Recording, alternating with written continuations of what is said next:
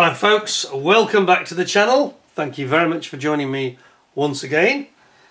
You are always most welcome.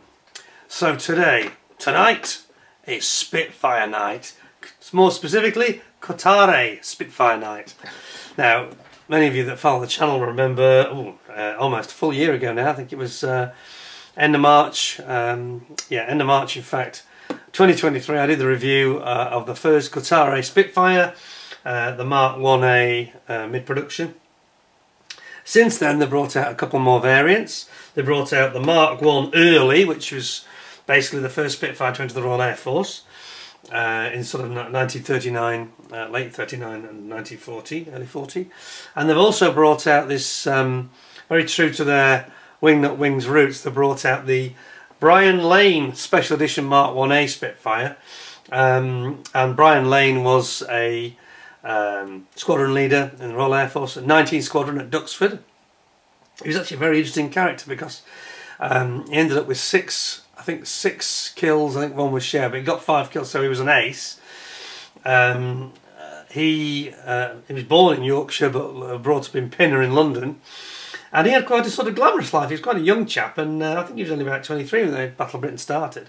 And he at the start of the Battle of Britain, in I think it was June 1940, he actually got married to a lady called Eileen Ellison, who was actually very famous, a sort of socialite racing driver. She'd actually driven the British Grand Prix at Goodwood. Sorry, not Goodwood. It may have been Goodwood actually, but certainly Brooklands. Brooklands is what I was thinking of.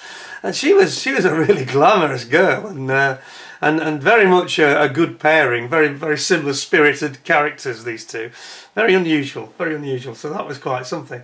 So we'll talk about him. So now, I'm not going to go through these in great detail. First of all, I should explain these have been loaned to me by a very good friend of the channel who wishes to remain anonymous.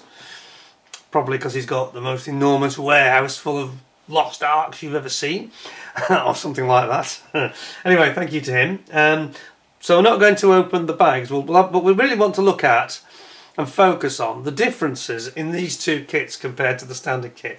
Now, you might recall when I did the review originally last year, there was two things I didn't like about it, the Kotare kit. Now, we'll get this out of the way first of all. The first one was the lack of an engine. And I do wish they'd done an engine. I still don't quite understand, and it's not been explained to me properly what the reason is. I think going forward, they need to include the Merlin engine. And they did design it, or those individuals, when they're at Wing.Wings, did design a Merlin engine in 32nd scale. So it's a little bit baffling to me that they can't incorporate it unless there's some, I don't know, licensing or some other legal restriction on them. But these guys did design a very beautiful looking Merlin, so it's certainly something that they have done and have the ability to do. There must be some other explanation that's holding them back. Obviously it would add to the cost of the kits, and these are retailing around about the £85–90 mark at the moment in the UK. But there we have it. I just think it's, if they had that Merlin engine included, it would kind of close the book on Spitfires, because it's so good in every other respect. You know, people that have built it have said how wonderful it goes together. Lots of clever ideas they've incorporated, avoiding seams and joins and things. It's an engineering masterpiece, you know, as a design, but it just lacks the thing that everybody's screaming out for, which is an engine. But anyway, I'm not going to harp on about that. The other thing I didn't like on the original review was just the box art, which I thought was very gloomy and rather downbeat and didn't really show the Spitfire off in a very attractive way, you know. Well, that's all sorted here, because we've got much nicer box art here, I think.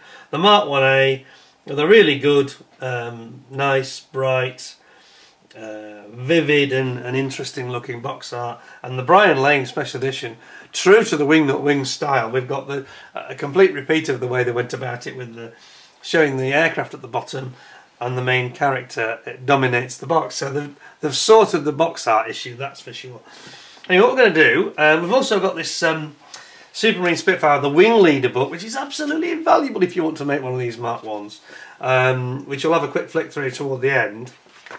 So I think what we'll do, I think we'll start with Brian Lane. And by the way, I didn't quite finish his story, did I? I'm not sure how much it says in here, actually. It might tell us more, but he his squadron leader at 19 Squadron in Duxford was a guy called Stevenson, and he's the guy, interestingly, he's the guy who during Operation Dynamo, the Dunkirk evacuation, he crashed his Spitfire on the beach in not far from Dunkirk.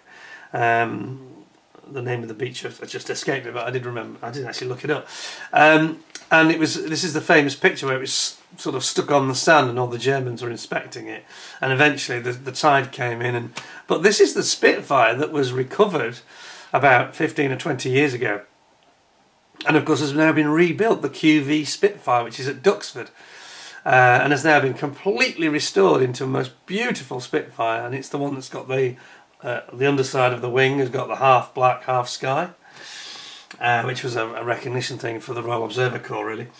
So that was his squadron leader, and he took over as squadron leader from Stevenson. Stevenson ended up prisoner of war for a number of years.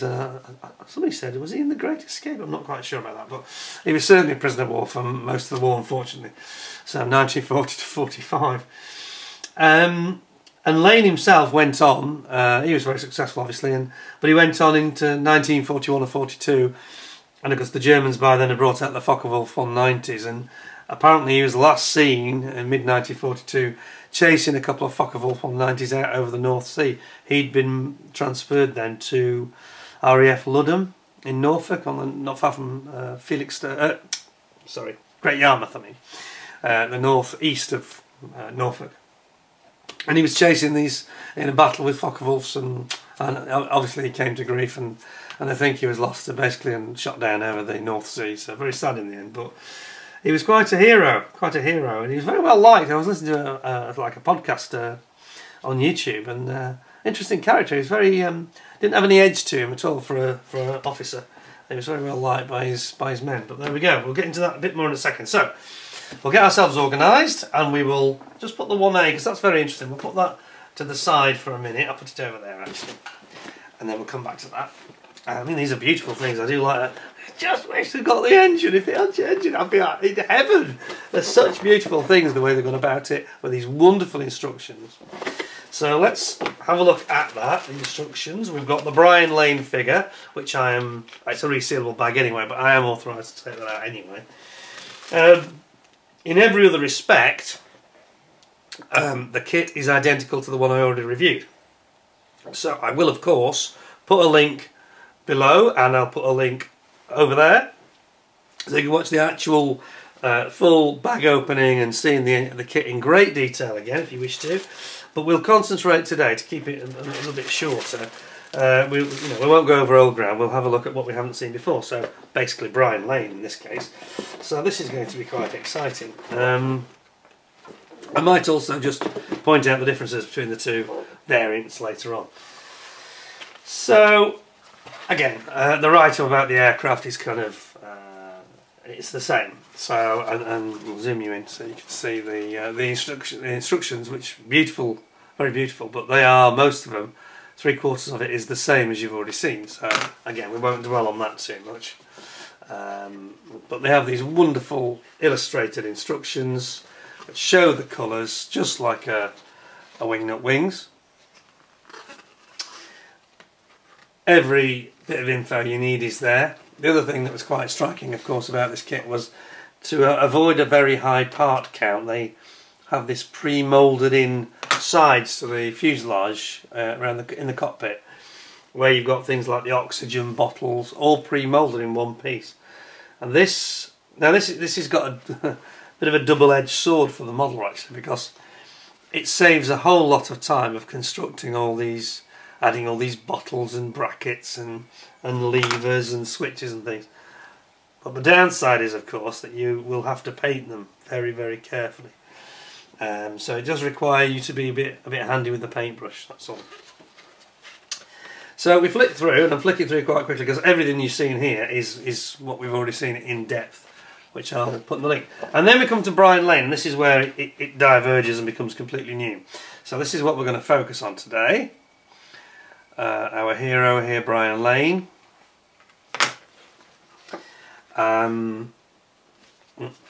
It's going to tell us a little bit of history about him in a second, but look at the figure.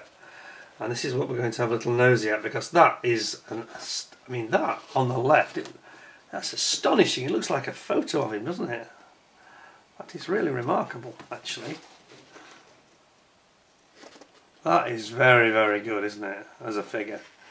So clearly you need to brush up on your figure painting skills here, because that is a really excellent rendition of a Battle of Britain fighter pilot. It says here, Brian photographed at a pre-flight briefing, reportedly on the 21st September. Note the well-worn May West life jacket. Yeah, it's quite sort of cracked and worn looking. And then it says, a physically exhausted Brian Lane, photographed after the sortie. So, yeah, having a cigarette. He's got a cigarette in his hand. Yeah. Now then. Well, now we're going to get into this. This is the part we haven't seen. This is the QVK, Brian Lane Spitfire.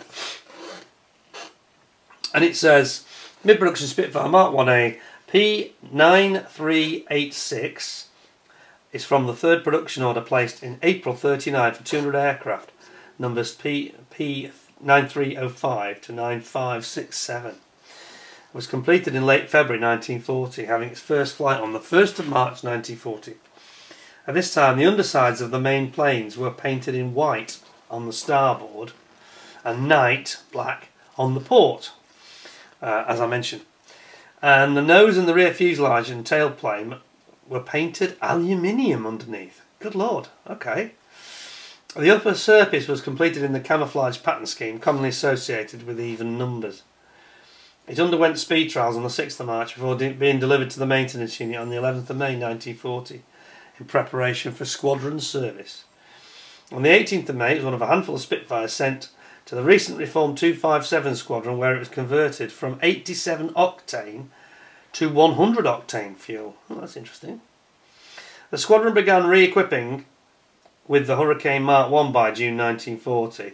So this aircraft was sent to the operational training unit. 9386 was delivered to 19 Squadron on the 3rd of September as a replacement for the squadron's malfunctioning cannon arm Spitfire Mk.1B. Well, they were experimenting with them, weren't they? As flown by Brian Lane, W.J. Lawson, W. Cunningham, A.G. Blake, F.N. Brinsden until the 25th of September, by which time the squadron was re-equipping with the late production X4 serial numbered Spitfire 1As and the early production Mark 2A. This aircraft went on to serve with 152 Squadron from September 40 until it served with 58 OTU, 52 OTU and finally 57 OTU, where it was destroyed in a crash on the 5th of May 1944. Gosh, well that's not bad, it lasted 4 years, which at the time is pretty remarkable actually. That's quite impressive. And there's a big picture here and it says, it's photographed in September here, 1940. Undersides have been overpainted by hand brushing with the Sky Type S duck egg bluish green, as they called it at the time.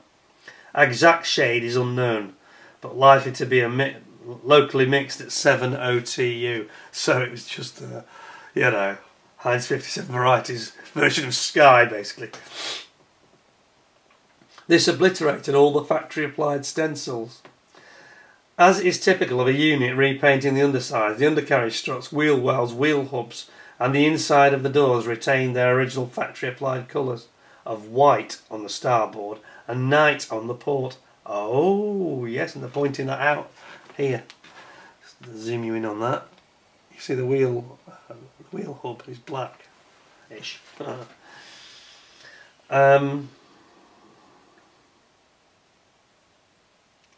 Note that the top engine cowling is finished in the B scheme of camouflage. Underside A-type roundels of various sizes. Whoops, I think I need to zoom you out again now, otherwise you might miss a bit there. They began to reapply the roundels from mid-August 1940, having previously considered unnecessary when flying over home territory. Note the downward angle of the triple ejector nozzle outlet of the exhaust manifold. Downward angle, okay. Look at the style of mirror, the later style A10. Yeah. Cordite stained wing and aileron undersides and the trolley accumulator cart in the background. Oh yes, okay. The yellow spinner, a feature reportedly recognised by Brian Lane's rigger John Milne to historian Dilip Sarkar in late 80s, was inherited when P9386 was received from 7OTU. Yeah, you can tell it looks a bit weird, the spinner, doesn't it? Very bright. Fuselage exhibits evidence that the previous code letters have been removed or overpainted. Yeah, there. Looks like it might have been a G or something. Or a C. Well, well, well. Oh no, now we actually get... Right, let's just... I think this is worth hearing. So let's just... it actually gives you a talk about Brian Lane, which I haven't read before. I did a bit of research on the internet about him, obviously. But we've got a full write-up here. This is going to be interesting. Brian John Edward Lane was born in Harrogate on the 18th of June 1917 during World War I. And he joined the RAF in 1936, where initially he served with 66 Squadron from January 37. And he transferred to 213 Squadron a few months later. He joined 19 Squadron at Duxford in early September 1939 and was credited with his first 2 victories on the 26th of May 1940. Gosh. And he was promoted to acting squadron leader in late May 1940. This is, as I mentioned, Stevenson went down over... It wasn't Songat, was it? Can't remember. Anyway, near Dunkirk. He flew this aircraft a dozen times between the 4th and the 11th of September 1940. The same day he was credited with his 4th victory, before commanding 61 Operational Training Unit from June 1942. He wrote a very popular, anonymised autobiographical account of his experiences in the 19th Squadron in a book called Spitfire, published in 1942 under the pseudonym B.J. Ellen. It remains popular and is frequently reprinted. He joined 167 Squadron in early December 42 and was 25 years old when he went missing during combat over the North Sea on the 13th of December. His body was never recovered. You can read more about Brian Lane in his Spitfire book, or Dilip Sarkar, who I was looking at on YouTube. You can see some interesting YouTube footage when he talks about Brian Lane. He did a book called The Full Story of a Unique Fighter Squadron, published by Pen and Sword in 2021. Walter John Farmer Lawson was from Somerset, and he joined the RAF in 1929, where he served as a fitter until December 1936, and he retrained as a pilot and also joined 19th Squadron in early April 1940. He also flew this aircraft and was credited with his first victory on the 9th of September 1940. So this plane must have been a good one, wasn't it? It was in several different pilots' hands. It was shooting down enemy aircraft. He was also shot down, though, on the 28th of August 1941. And his body was never recovered. Oh dear. Wallace Cunningham was born in Glasgow in December 1916 and joined the Royal Air Force Volunteer Reserve in 1938 and was posted also to 19th Squadron in late June 1940. He was credited with his first victory on the 16th of August, and he flew this aircraft 4 times between the 16th of September and the 20th of September. So you can see they chopped and changed the planes, didn't they? He was credited with a half victory in it on the 18th of September. Had he been credited with three victories by the time he was shot down and captured on the 28th of August. Oh, captured, okay. Wallace had a successful post-war career as an engineer and did not die until the age of 94 on the 4th of October 2011. Gosh. Arthur Giles Admiral Blake was born in Northumberland on the 16th of December 1917. So they're all born about the same time, weren't they? So what does that make them? Battle of Britain 20 makes them 20. Makes them all about 23, doesn't it? 23, 24 years old, quite young. He joined the Royal Navy Fleet Air Arm. Due to the desperate lack of pilots, however, in the Battle of Britain, he was attached to the RAF in mid-June and was posted to 19th Squadron a couple of weeks later. he was credited with his first victory on the 17th of September. And he flew this aircraft 3 times between the 21st and the 23rd of September. He was 23 years old when he was shot down and killed on the 29th of October 1940. So he didn't last too long, did he? Francis Noel Brinsden was born in Auckland, New Zealand on the 27th of March 1919, so he's only 21. Gosh. He was posted to the 19th Squadron in July 1938, and he was credited with his first victory over Dunkirk on the 26th of May. He flew this aircraft on an uneventful patrol on the 25th of September 1940. On the 7th of November he was posted to 303 Polish Squadron. They were the guys of the Hurricanes, weren't they?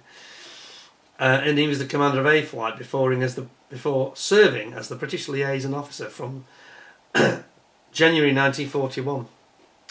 He served with 485 New Zealand Squadron from late March 41 until late July 41, and he held other positions before converting to night fighting Mosquitoes in February 1943 and joining 25 Squadron. He was also shot down over the North Sea on the 17th of August 43, but was captured along with his navigator the following day after being blown ashore. They were lucky, weren't they? Lucky. He spent the rest of the war in a prisoner of war camp and retained in the RAF after the war, retiring as wing commander at the end of December 1966. Wow! He died in Western Australia, aged 74 in 1993. Isn't that amazing? Isn't that amazing? And then we've got some lovely photos which you must see. Let's zoom you in. Well, that's quite a fascinating history of them and all the guys that flew this aeroplane. That's amazing. So we've got Brian Lane here with Wilfred Coulston in front of the mid-production Spitfire 9386. The yellow spinner is visible. The night backing plate and small red or black stripe just behind Coulson. Small red or black stripe, okay. Another front view confirms the lack of red paint around or patches covering the gun ports. Wow, amazing. Some nice pictures here. That's a bit of this one. Mid-production Mk.1 P9450. Shortly after completion, almost certainly during its inaugural flight on the 5th of April 1940. The upper surfaces were completed in the A camouflage scheme and the underside of the nose and the rear fuselage painted aluminium. So it's a real mix-up, isn't it, really? It's like they couldn't make their mind up, really, what to paint them. While the main planes are finished in white or night. So, somebody had a conversation with me in the chat a few months ago, maybe it was last year, about this night, and somebody said, I think they were painted white. And it's quite obvious that there was a lot of variety. So some were white and night, some were white, some were bare metal, and some were sky, and sort of combinations therein of various combinations. The unusually large gap between the spinner. Oh yes, look at that. You see that? Big gap behind the spinner. And how the wireless door stencil extends slightly over the blue ring of the camouflage roundel would be partially obscured when the yellow rings were added around the fin types. When the yellow rings were added. Okay. That's a big gap on the spin. I wonder why. It's almost like they had a space or something, isn't it? Brian Lane's mid-production Spitfire would have appeared similar when it was completed in February 1940 to this one. And then it says on the one below, here, it says an upper port side view of a mid-production Spitfire 9450 in flight. Note the style, size and position of the main plane walkway lines. They're quite thick, aren't they? Interestingly, the inner port main plane walkway line has not been applied here, which is a feature which might also apply to 9386 unless it was applied after this flight. Interesting. They're trying to date them, aren't they, really? Again, on this one, upper starboard view of a mid-production 9450 in flight. Note the dark red-brown plastic base of the aerial mask. C2. The aerial mast, and how the inside of the upwards facing identification light C2 is open to the shadowy darkness of the fuselage interior. Okay. Interesting.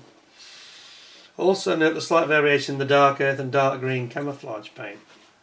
You know, yeah, it seems to be darker at the front, not so dark at the back. And then it says, sometimes misidentified as P9450, this unidentified mid-production Spitfire is a Mk.1 P94, don't know the other two digits. Photographed shortly after completion in March or April 1940. The upper surfaces are finished in the B scheme camouflage.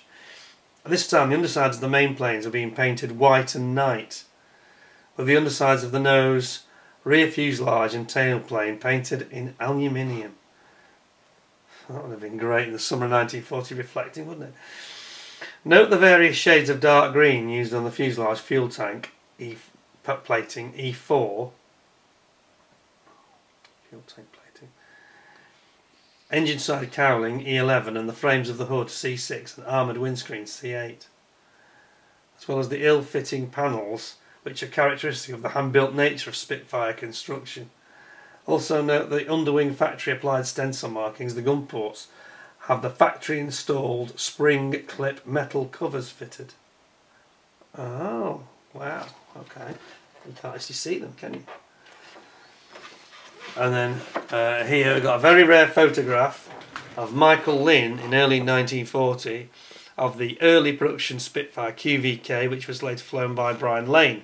Note the A and B camouflage schemes, unidentified nose art. Oh yes, just ahead here. And the very pale colour of the code letters being used.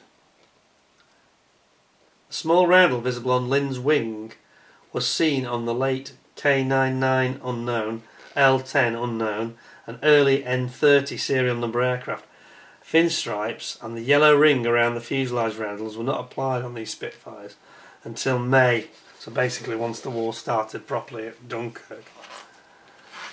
And then finally here it's got Douglas Corr photograph from the 29th of July 1940, believed to be seated in the mid-production Spitfire 1A, which he flew that day.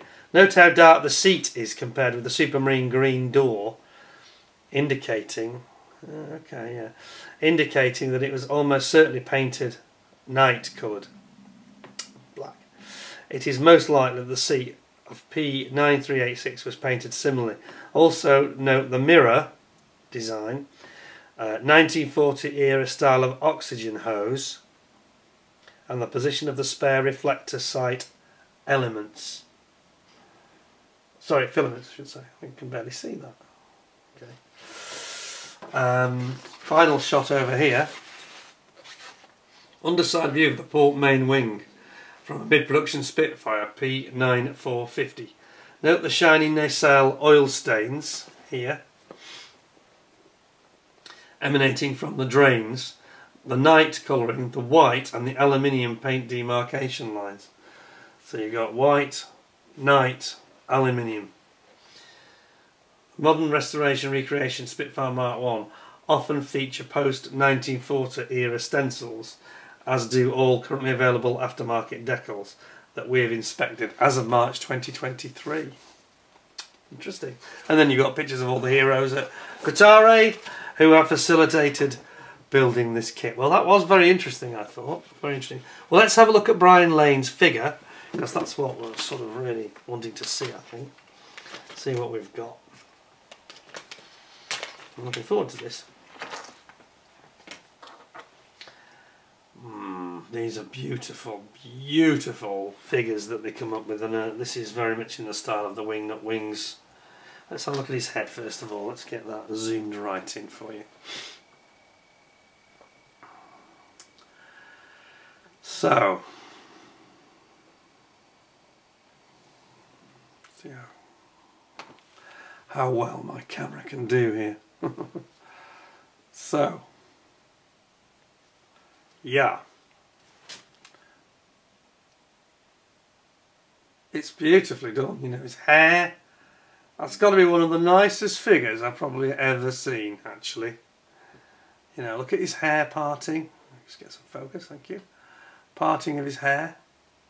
I know it's not the best colour, this. Resin is always a problem with these cameras. It doesn't, because of all the bright lighting, it never comes out as well as you would like. But just look at the detail here. Look at the hair. Let's turn his head round. Isn't that amazing? That is really, really good. That's a superb figure, that is. You need to up your figure painting skills, I think, to do this one justice. And then, whoops, I dropped it. And then we've got the rest of the figure here. And look at that. You know, the Mae West. It's got the radio communication plug wire. But you know, you just don't get that. You don't get the seam line, do you, from the injection moulding? It's just perfection, that figure. Absolute perfection. The boots. Yeah, you see the Mae West. So detailed. It's just gonna pop when you paint that. It really is. It's gonna be absolutely fantastic. Even the sort of fluting of the band of his tunic there. Absolutely superb, that is. And then we've got his arms here. I don't think his hands are doing a great deal, but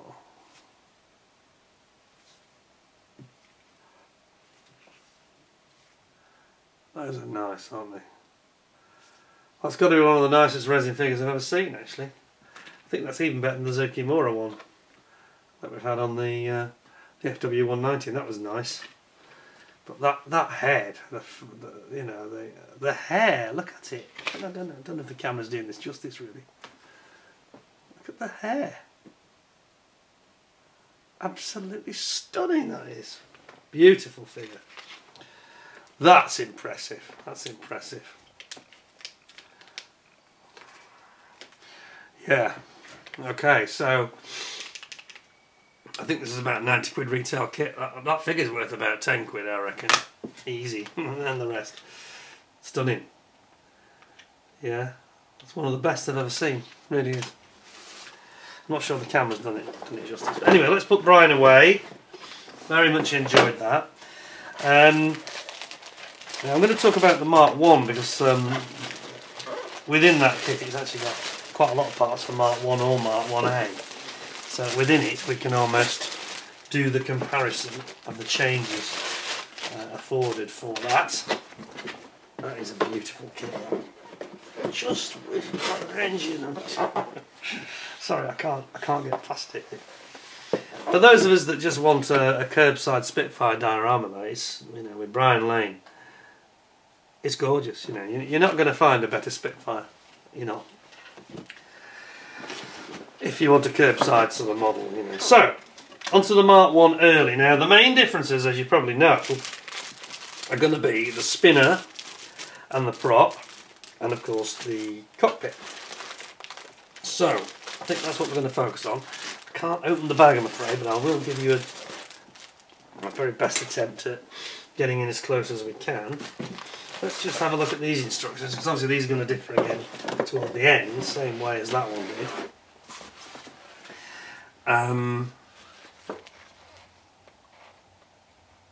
Yeah, you're going to see the differences quite a lot more, obviously, when we get to the spinner. And they've done some clever things with the design here, I've got to tell you. So what we have, they've kind of split the propeller in the most unusual way here. It will become much more evident when I actually show you the parts. It's in two pieces, this propeller and the spinner, and it's split down the back of the root of the actual propeller blade, which is very unusual. So I'll show you that in a second. We've also got the early exhaust, the exhaust nozzle style.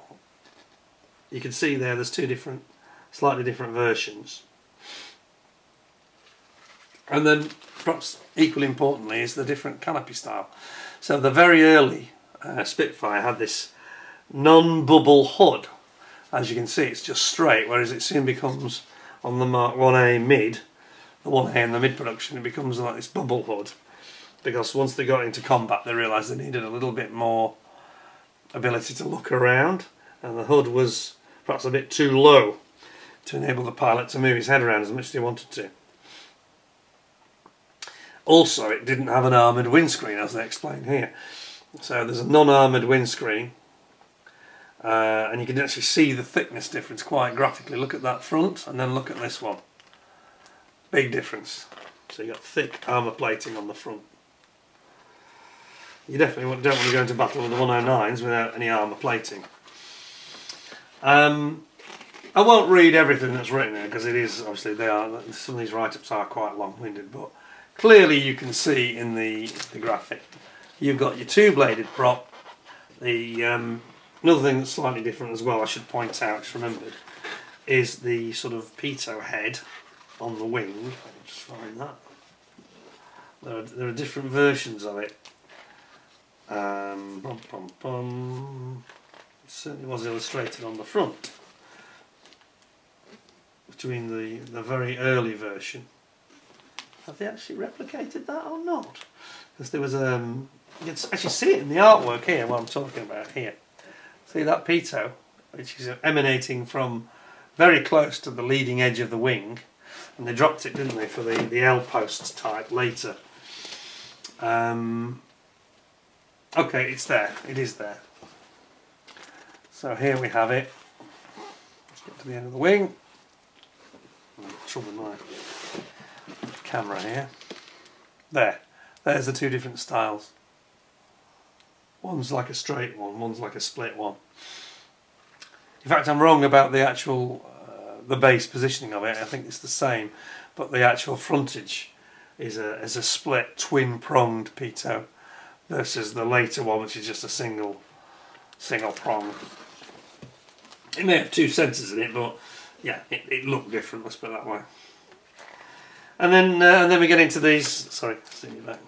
And then we get into these sort of pictures of the early versions here. You know, the two-blade air screw company Watts propeller is the interesting big difference. That obviously on this canopy. Then we've got the Duxford. You see that they're experimenting with the markings already. At 19th Squadron, they went for what looks like a very modern type of roundel.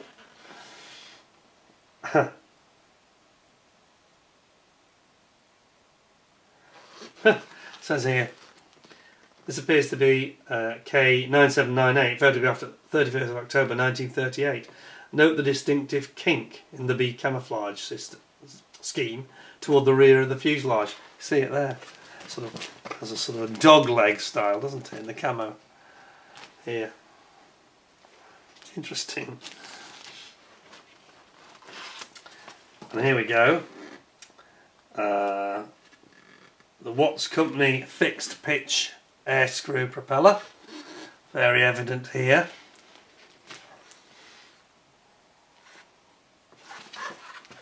You see it's got the white and night underneath camo there.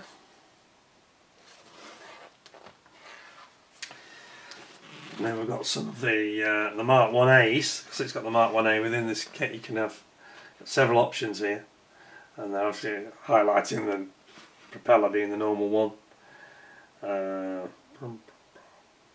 Armoured windscreen, bubble canopy, and the tri-bladed prop.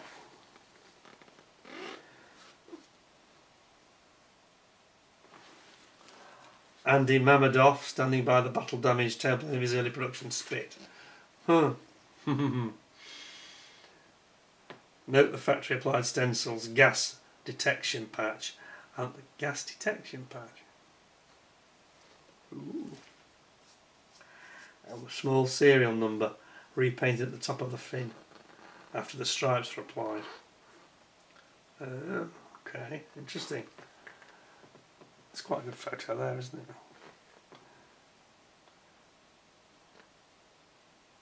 This also mentions about the GM2 gun reflector sight that was part of the 1A upgrade. Over here we've got the, you see it all clearly there, the difference is kind of, you've got your triple bladed propeller, you've got your later bubble canopy. This one hasn't got the armoured windscreen yet though, interestingly. This is just after completion, looks like it's at the factory, that does to me. Still painted aluminium underneath. Wow, that's interesting. The lower picture. White rings on the underside roundels. Now been reduced by increasing the size of the blue ring. And here we've got a mishap. Oh dear. Underside detail from an early unidentified 19 Squadron aircraft, which has nosed over a rudimentary fence while landing. The original caption identifies the crash as Pilot Officer Evans at Duxford in February '39. The night and white underside date this photo sometime in late April '39. Gosh, yeah. The overpainting of the B-type roundels and how the wheel wells and fabric control surfaces remain in their factory-applied aluminium paint and dope, respectively. Interesting. Yeah, this is when black and white's a bit of a disadvantage, I think, isn't it? And then finally, we've got some very interesting pictures here. We've got early production, shows the early exhaust manifold style, and these aircraft are finished in the A camouflage scheme. I think that's the one that's got the dog leg, isn't it? And then here, early production 19 Squadron Spitfires, probably 9794, photographed in flight on the 31st of October 1938. Both these aircraft finished in variations of the B camouflage scheme. And over here, note the Williamson G2 camera gun, and the different, which is the F6, and the different tones of dark earth.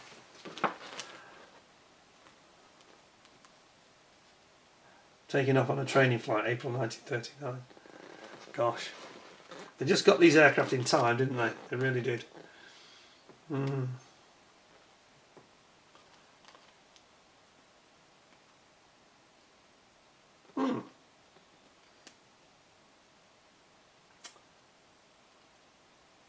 Pale fabric on this one, wrapped around the gun flash eliminators.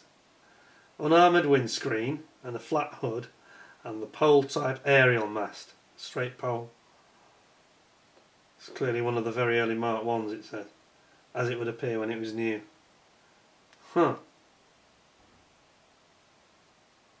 doesn't say which propeller it's got, it's not obvious either. This early production order. Interesting stuff. And then of course we've got all the guys who made it possible. So anyway, without dwelling on that, let us focus on the very interesting differences and some of these things which I think are going to be quite eye-opening. And we need to have a look at this. Look at this, I mentioned about the spinner and the propeller, and look at the way that they've created this. Because it has a very different design, which has got like a front cap and doesn't have the opening on the twin-bladed propeller. It doesn't have the opening at the base of the prop. It's kind of almost like it looks like it's all formed as one, which obviously it isn't, but that was the appearance it had. So what Kotare have done here is they have very unusually made the base of that spinner, quite realistically actually, to the real thing, form directly into the base of the blade, propeller blade. See it? Isn't that interesting? So it goes in and just slots in there, basically. It's incredible. And then you've got these early type exhaust stubs. Both options for the early type Mark 1 and the Mark 1A are included. There over here is your actual cap for your spinner as it goes on the front. And then you've got this sort of slightly different style of door, the two things that are unique to this aircraft. I mean, the beauty of the Kotare model, you know, if you can get past the engine, it's not included. But look at the beautiful design features, like they have the spine down the back of the aircraft, avoiding any join. I mean, you know, this stuff is just amazing, really. Absolutely fantastic. Then, another very important difference, of course, is the canopy and the windscreens.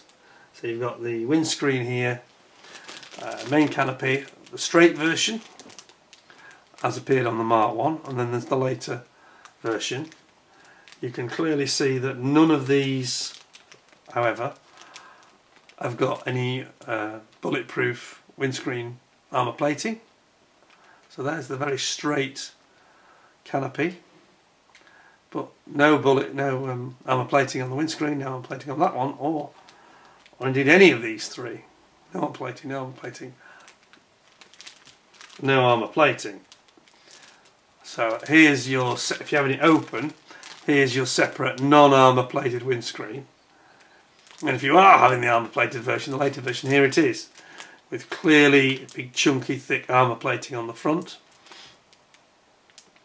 And then there's the closed version with the armour plating on the front as well. So, you know, it's quite a difference, isn't it? So those are the main sort of critical differences between this kit and the standard kit. But the beauty is you actually get both, don't you, here? So, kind of, if you don't... I can see that, to be honest, I'm wondering why you would buy the original issue now of this kit, when you can have this one that has got kind of both in it already, or you go for the Brian Lane that's got the figure in it, which is a fantastic figure, of course, as we've seen. So I think that's the way you'd probably go. I do like the way they've done that prop. That's actually, that's nice. Nice engineering, isn't it? So, there we have it. They have come up with some interesting variations. I know that they're going to be producing this, the new, is it the Messerschmitt Bf109G, is it the G14? My memory's gone, forgive me. But it's one of the later model Bf109s. Probably going to be a nice kit. Again, are we going to get an engine though? I don't think we are, but anyway. We move on. But I mean, I do love the way that they're doing these kits. I love the instructions, but it's just missing the engine. I realise that if they put an engine in, it's going to cost more money. I mean, this is going to come out now, probably with an engine about £125, I would think. Maybe more. But I think people would pay it because they can see the qualities in these kits. They are beautifully conceived, you know.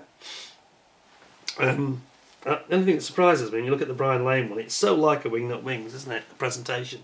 Just wonder why they didn't put a bit of the old silver foil blocking around the outside as a frame like they used to, because it's nice. But the presentation is much nicer, I think, than the first attempt. They've done it far better. Anyway, let's have a look at this rather impressive looking book from WINGLEADER. It goes hand in hand with this kit, really. You really need this. And we have got Spitfire Mk.1 in service, 1936 to the Battle of Britain. Exactly what we need. If you haven't got this, it's retailing for around about, it's now 20, yeah, I'm going to say £20, 19.95, there we are. And is worth, frankly, every penny of £20 for this, because it's just the ultimate pictorial guide. Everything's there. You've got all the internal detail, all the different squadron schemes, the markings. I mean, it really supplements the kit beautifully. Lots of in-service operational photos from Duxford. Absolutely brilliant. Showing the different aerial. There's the pole aerial, straight aerial. Whoops. Sorry, I just skipped through a bit there. The Speed Spitfire. Hey, look at this. This is interesting. In late 37, the Spitfire was taken off the production line to be modified to attempt and break the land plane speed record. K9834 was extensively modified with a 4-bladed wooden prop. Look at that. 4-bladed wooden prop, enlarged radiator and oil cooler, streamlined canopy, as well as an uprated engine and fuel system. The highly polished blue and silver achieved 408 miles per hour. Wow, it looks fast, doesn't it, actually? It does look like a high-speed version. They pushed the record to over 450 miles per hour a month later. With war clouds looming, the project was shelved and it was modified back to PR Mark II, but kept its distinctive lightning flash on the fuselage. So it did, look at that. That's amazing. That's amazing. So that's it afterwards at the top. Isn't that brilliant? Gosh. So it has a heavily modified canopy. Anyway, sorry, I did skip ahead a bit there. What's this? Lord Beaverbrook, is that? Speke Airport. Ooh. Oh, it's a wonderful book, this. Wonderful book. I'm forgetting I'm actually making a video here. I'm just getting absorbed by it. Anyway, I better move on because it's not very entertaining seeing me read something. Gas patches. Gas detection patches to detect the presence of poisonous gas was applied to the bodywork of Spitfires. They were a fabric patch. Good Lord. As the fears of gas attacks faded, so did the presence of the patches. Oh, that's... Do you know, I never knew what those diamond patches were for. I've never realised that. I've seen them on Spitfires and photographs of them. So that's what it was all about. It was a visible aid to tell the pilot that he was landing and there was gas around. Wow. I never. Isn't this a fantastic book? Protecting the pilot. Showing the armour plating. Gosh. I'm seeming a bit too much here. Yep, well, it's quite a book. This is Dunkirk. Do we have a picture of the QV Spitfire anywhere?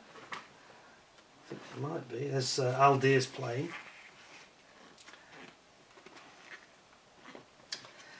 This one on Dunkirk Beach that was destroyed by the fire. I think this was the one that was the inspiration for the Tom Hardy character in the Dunkirk movie.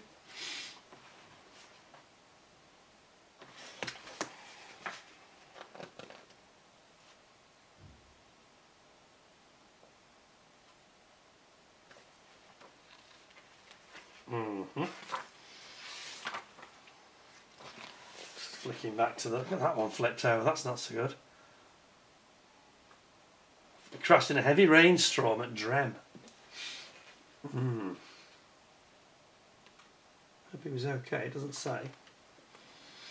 Here we are, the Battle of Britain. Well, that's the County Chester 610 squadron, isn't it? We know that. Look at that. Damage to the... look at that gunfire damage, good grief. 20mm cannon shell entry porthole. Jeez, look at it. Entry on the other side and it's shattered and gone through this side. Still managed to get it down there. Captured Spitfires and the Germans have got them. Wow.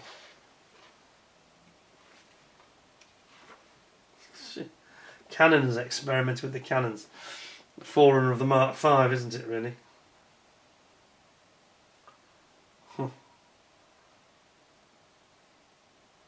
They're testing them in Scotland apparently. Gosh. QVK. There we go, that's Brian Lane's aircraft.